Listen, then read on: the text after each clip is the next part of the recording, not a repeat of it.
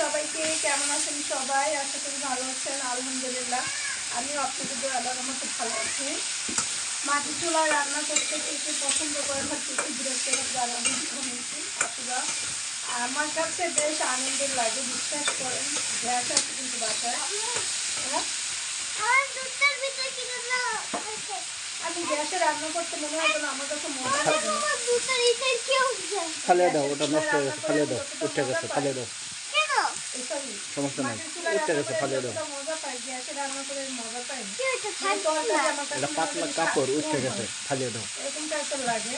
আর এই যে দেখেন গ্যাসে কি এত জাল জ্বলবে, কোনোদিনও কি সম্ভব গ্যাসে এত জাল জ্বলা? একদম মাটির চুলাই সম্ভব এত জাল একসাথে জ্বলা। মানে কোনো কিছু বসালে ধাম করে তাড়াতাড়ি করে রান্না হয়। শুধু একটাই সমস্যা হয়, সেটা হলো জায়গা বন্ধ হবে তো। লাউ শাকটা দেখছো পাতিলে কিন্তু শেষ পর্যন্ত হইলো, আর পাতিলে মানে হইবে পারফেক্ট আমি বুঝি, কারণ এটা সেদ্ধ হয়ে কমে যাবে, তখন কিন্তু হয়ে যাবে। পাতিলটা এখন মনে হয় যেন একদম ভালো ভালো লাগতেছে, তবে শাক তো কমে, এই জন্য এটা দিচ্ছে। এই যে একটু পোম্বার মরিচ দিতে পারলে না, খুব সুন্দর লাউ শাকটা দিয়ে ঘ্রাণ বের হইতো, আরো বেশি মজা লাগতো। পোম্বার মরিচ মনে হয় নাই বাসায়। আর লাউ শাক কেন যে এত মজা লাগে আমার জানি না। আর এগুলো তো কোনো সার ওষুধ দেওয়া না, একদম টাটকা গাছের, মানে সার ছাড়া সবজি, অনেক মজা এগুলো। এই যে এখন কড়াইটা হয়ে গেছে ছোট, অবশ্যই এটা কিন্তু মনে হয় ভালো করতো, তবে শাক তো কমে যাইবে একটু পরে, এই জন্য আসলে এটা দিচ্ছি।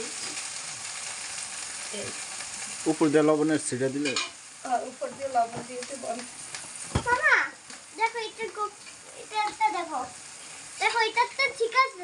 হ্যাঁ ঠিক আছে।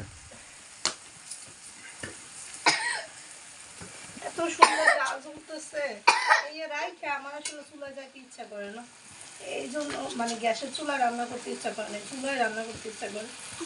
আজকে একটু রান্না করতে লেটও হয়ে গেছে। পাঙ্গাস মাছ রান্না করছি, এই যে দেখো পাঙ্গাস মাছ রান্না হয়ে গেছে। এখনই খাবো আমরা সবাই মিলে ভাত পাঙ্গাস মাছ দিয়ে। আর এখানে রান্না করছি লাউ শাক। লাউ শাক হয়ে যাইবেন, একটু কয়টা ছোট হয়েছে, সমস্যা নাই, হয়ে যাবেন। একটুখানি সেদ্ধ হইলে টাইম কমে যাবেন। সবাইকে আল্লাহ হাফেজ, সবাই ভালো থাকেন, সুস্থ থাকেন, আমাদের জন্য দোয়া করবেন, আমাদের ভিডিওগুলো দেখবেন, ভালো লাগলে লাইক কমেন্ট শেয়ার করে দিবেন, পাশে থাকবেন।